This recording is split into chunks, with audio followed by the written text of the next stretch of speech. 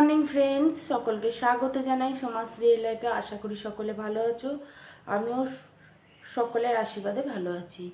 চলো সকাল সকাল, আজকে সোমবার, সকাল সকাল ভাত বসিয়ে দিয়েছি। আর এদিকে ভাত বসিয়েছি, এদিকে ডাল সেদ্ধ বসিয়েছি। যেহেতু সোমবার, আমার হাজব্যান্ড বড়বাজার যাবে, তো সকাল সকাল রান্নাটা বসিয়ে দিয়েছি। আর ছেলেও স্কুলে যাবে, তো রান্নাটা সকাল সকাল সেরে নিই, তারপরে আস্তে আস্তে কী করব সব কিছুই আপনাদের সামনে তুলে ধরবো। আর দেখাচ্ছি আমি কি বসিয়েছি গ্যাসে এখন। দেখো বন্ধুরা, একদিকে আমি ডাল সেদ্ধ বসিয়েছি আর একদিকে হচ্ছে ভাত বসিয়েছি। আর আমাদের এরকমই ডাল সেদ্ধ সকলে পছন্দ করে, কাঁচা লঙ্কা কেটে। আর এই দেখো আমার হাজবেন্ড না ভাত টাত খেয়ে আমি অনেকক্ষণ পরে আপনাদের সামনে এলাম। যেহেতু আমার হাজবেন্ড খাওয়া দাওয়া করে বড়বাজার বেরিয়ে গেল, সেই জন্য। আর মোটামুটি আমাদের সব সময় আমি বলে থাকি সোমবার একটু সকাল সকাল খাওয়া দাওয়া হয়ে যায়, যেহেতু আমরা একসঙ্গে খেতে পছন্দ করি। আর আমার ছেলেও চলে গেছে স্কুলে, ও স্কুলে গেছে। আর বাকি আমি একাই আছি ঘরের মধ্যে এখন, যার জন্য এবার কাজগুলো ঠান্ডা মাথায় সমস্ত কিছু করে নেব। যেহেতু দুজন চলে গেছে দুদিকে, আর ঘর ফাঁকা পেয়েছি। আর ফাঁকা ঘরে কাজকর্ম খুব ভালো হয়, বিশেষ করে আমি করতে পারি, কারণ ফাঁকা থাকলে আমার কাজকর্মগুলো খুব ভালোভাবে আমি করতে পারি। আর আমার ছেলে থাকলে বড্ড বিরক্ত করে, বলে এটা দাও ওটা দাও, এই করো সেই করো। যার জন্য এক মনে, আমি এখন কেউ নেই, সারা সংসারের কাজ এক মনে করে নেব। আর রান্নাবান্না সকালবেলা তো দেখাল আমি, ডাল সেদ্ধ আলু সেদ্ধ ভাত হয়েছিল আর মাছ ভাজা হয়েছিল। আর বাকি সমস্ত কাজকর্ম করব।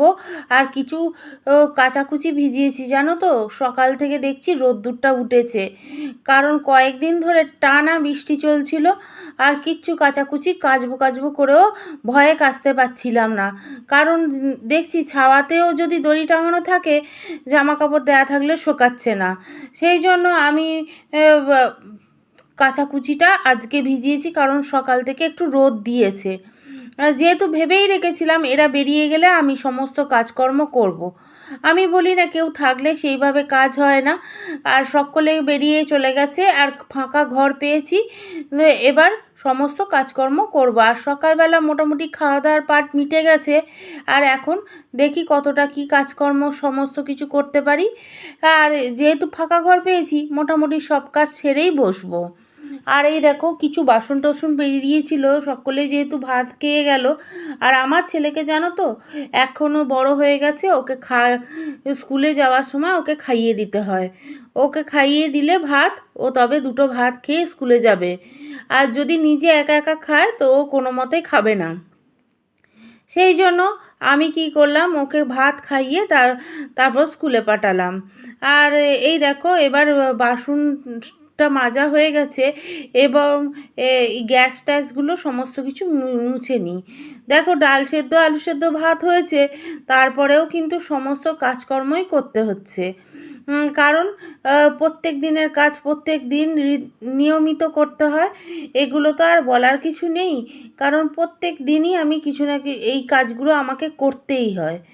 আর এই দেখো আমি কাচাকুচি করতে চলে এসেছি। আমি জামা কাপড়গুলো ভিজিয়ে নিয়েই তারপরে আমি বাকি আদার্স কাজগুলো করছিলাম।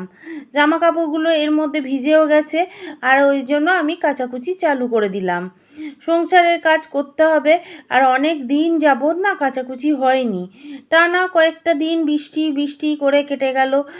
রোজই ভাবছি যে একটু ভেজাবো জামা কাপড়গুলো, কিন্তু আর কাচাও হচ্ছে না, ভেজানোও হচ্ছে না। কারণ বৃষ্টি পড়ছিল, বাইরেতে শুকোতে দেওয়া যাবে না, সেই জন্য আর কাচাকুচিতে সাহস পাইনি। কিন্তু আজকে যেহেতু রোদ দেখেছি, আর তবুও জামা কাপড়গুলো ভেজাতে একটু দেরি হয়ে গেল। ওরা সমস্ত কিছু বাইরে বেরিয়ে গেল, আমার হাজব্যান্ড বড়বাজার চলে গেল, আর আমার ছেলে স্কুলে চলে গেল। তারপরে আমি জামা কাপড়গুলো সমস্ত কিছু কাচাকুচি স্টার্ট করলাম। কারণ ওরা থাকলে না আর হয় না, এটা চাইছে, ও ওটা চাইছে, ও আমার হাজব্যান্ড জল ভরে দিতে হয়, এবং আমার ছেলেকে সমস্ত টিফিন গুছিয়ে দিতে হয়, খাইয়ে দিতে হয়। ওরা থাকলে একদম কাজ হয় না, আর দুজনে বেরিয়ে গেলে সমস্ত কাজকর্ম হয়। আজকে না সকাল থেকে নিজেরও প্রতি একটু মানে নজর দিতে পারিনি। দেখো, মাথায় যে চুলটাতে একটা ক্লিপ দেবো সেটারও সময় পাইনি সকাল থেকে। ভাবছি কখন কাজ শেষ হবে একটু বসবো। আর যা হোক, কাজকর্ম কাচাকুচি তো কথা বলতে বলতে সমস্ত কিছু শেষ করে ফেললাম। আর এবার এগুলো ছাদে নিয়ে গিয়ে দিতে হবে। এটাও একটা বড় কষ্টের ব্যাপার জানো। এই যে নিচে কাছে আর দুতলার ছাদে দিতে যাওয়াও ভীষণ কষ্টের ব্যাপার হয়ে যায়। কিন্তু কি করব বলো, শুধু জামা কাপড় নয়, ওর সঙ্গে স্ট্যান্ড, ফোন সমস্ত কিছুই আমাকে বয়ে বয়ে নিয়ে যেতে হয় ওপরে। যেহেতু আমার বন্ধুদের জন্য আমি ভিডিও করি, যার জন্য আমাকে সমস্ত কিছু দু হাতে টেনে নিয়ে যেতে হয়। আমি প্রচণ্ড হাঁপিয়ে যাই, একটু বসেও পড়ি, কিন্তু কিছু করার নেই, করতে হবে। রেগুলারের কাজ, রেগুলার যদি কাজের মতন করে করতে পারি মন দিয়ে, সেই জন্য আমি নিজের কাজকে অবহেলা করি না। হ্যাঁ, শরীর খারাপ থাকলে তখন অবহেলা করতে হয়, কেননা তখন আমি পেরে উঠি না। চলো, সমস্ত জামা কাপড়গুলো পুরো এক ছাদ কাচাকুচি করে ফেলেছি।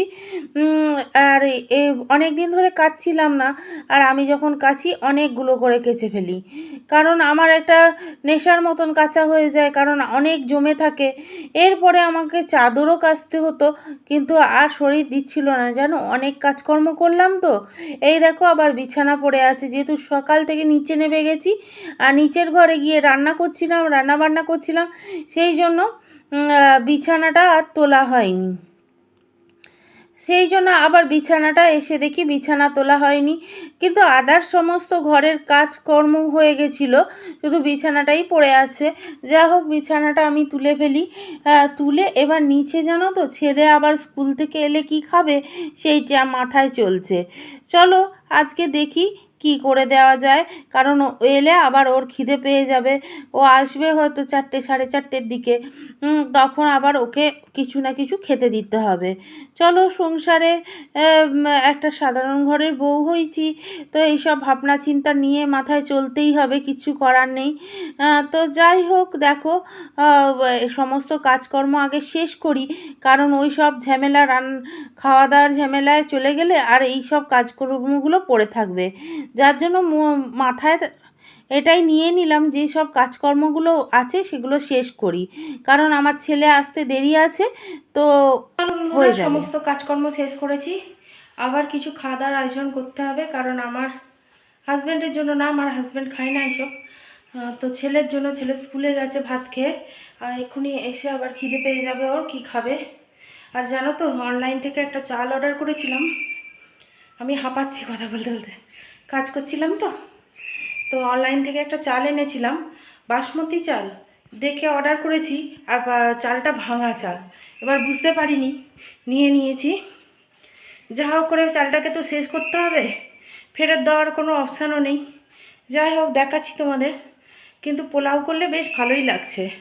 একদিন করে দিয়েছিলাম ছেলেকে, তো একটু ভাবছি পোলাও করে রেখে দেবো, ও এসে টিফিনে মানে স্কুল থেকে এসে খাবে। চলো দেখাচ্ছি চালটা। 5 কেজি চাল কি করব বলো তো, আমার হাজব্যান্ডও খেতেই চাইছে না। চলো দেখাই। চলো, অনলাইন থেকে এই চালটা নিয়েছিলাম, আর ডেলি বাসমতি চাল বলে লেখা ছিল, ওখানে কোনো ভাঙা চাল তো লেখা ছিল না।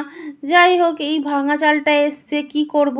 তবে একটু দাম সাধারণ বাসমতি চালের থেকে একটু দামটা কম ছিল।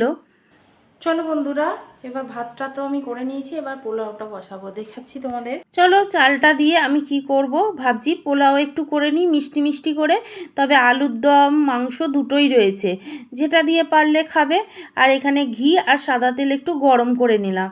জানো তো, খুব সাধারণভাবে করছি, আলাদাভাবে কোনো গুঁড়ো টুড়ো কিছুই দিচ্ছি না, গরম মশলা গুঁড়ো বা কিছুই দিচ্ছি না, শুধু গরম মশলা ফোড়ন দিয়ে আমি করছি। আর কাজু কিশমিশ আমাদের ঘরেই ওর বাবা এনে রাখে, যেহেতু আমার হাজব্যান্ড বড়বাজার যায়, সমস্ত কিছু আমাদের আনাই থাকে, কাজু কিশমিশ সমস্ত কিছু। যা ভাবলাম যে তাহলে চালটা তো 5 কেজি এসছে, আমার হাজব্যান্ড তো খেতে চাইছে না ভাত ওর, আমি ভাবলাম যে পোলাও করে দিই, আমার ছেলে আর আমি খাবো, আর আমার মাকেও দিয়ে পাঠাবো। এই ভেবে একটু বেশি করে করলাম, একটু আদাও দিয়েছিলাম। আমি কিন্তু এইভাবে পোলাও করি না, আমি গোবিন্দভোগ চালের করলে একবারেই করি, আদা, হলুদ, গরম মশলা অনেক কিছু মাখিয়ে একবারে করি। কিন্তু যেহেতু এটা অন্যরকম চাল, তো এইভাবেই করলাম। আর অর্ডিনারিভাবে করলাম, কেন এমনি টিফিনের জন্য। যাই হোক, এটাও টিফিনে রাত্রিরেও হয়ে যাবে। সমস্ত কাজকর্ম শেষ, এখানে জানলা দরজা বন্ধ করে ওপরে চলে যাব। এখন প্রায় 3টে বাজে। আর দেখাচ্ছি কেমন করেছি, যদিও আমি ঘরোয়াভাবে করেছি, সেরকমভাবে আলাদাভাবে কিছু করিনি। তো ঘরোয়াভাবে করেছি যাতে আমার ছেলে এসে খেতে পারে। আর আমিও ভালোবাসি, আমিও খাবো, যদি পারি মাকেও পাঠাবো যদি কেউ যায়। তো ঠিক আছে, দেখাই কেমন হয়। দেখো, এইসব করতে করতে 3টে বেজে গেছে, তখনও আমার চান হয়নি। আমি ভাবলাম কাজগুলো গুছিয়ে নিয়ে তারপর করব। এই দেখো, বাসন্তী পোলাওয়ের লুক